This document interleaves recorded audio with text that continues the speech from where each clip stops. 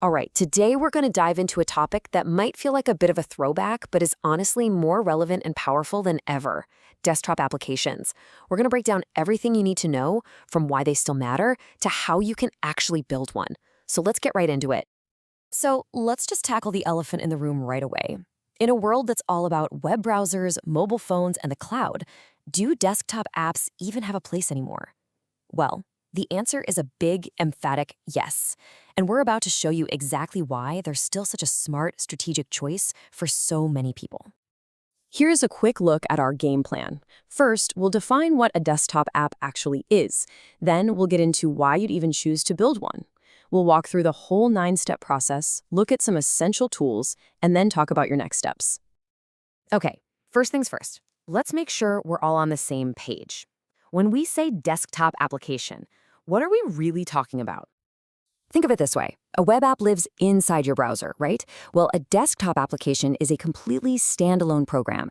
You download it, you install it directly onto your computer, your Mac, your PC, whatever, and it runs right there. This is key because it means the app has direct access to your computer's horsepower, its CPU, its memory, its storage, which leads to some serious performance boosts.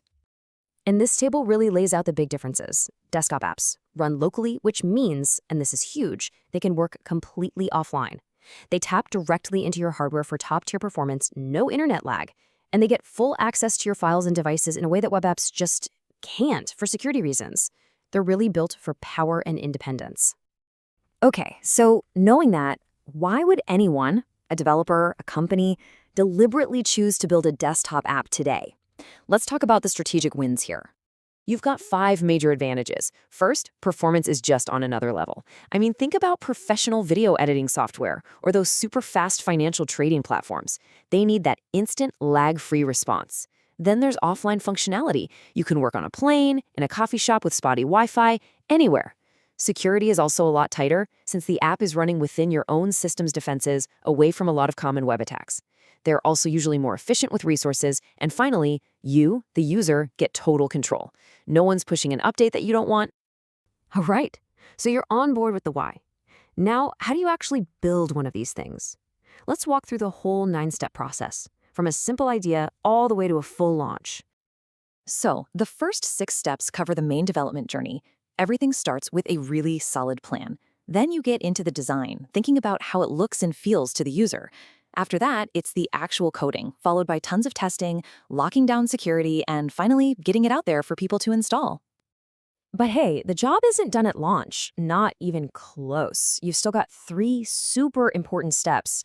You need to create helpful guides so people know how to use your app. You need to provide support for when things go wrong. And of course, you've got to market the thing so people actually know it exists. Now, let's zoom in on a couple of these phases because they're so critical. Planning. You have to get this right. It is the absolute foundation for everything else. This is where you figure out what the app is, who it's for, and what it needs to do. If you mess up here, you're going to feel it at every single stage that follows. And then there's testing. This isn't just about finding a few typos. This is a mission-critical checkpoint to make sure the app is fast, secure, and reliable. The whole point is to find and squash those bugs before your users ever have a chance to. So you get the process, but what do you actually build with? Let's check out the Modern Developers Toolkit, which is way more exciting and powerful than you might think. First up is Electron, and this is a total game changer, especially for web developers. It basically lets you take your existing web development skills, JavaScript, HTML, CSS, and wrap them up into a real desktop app that works on Windows, Mac, and Linux. I mean, huge companies like Skype and Twitch use it, so you know it's the real deal.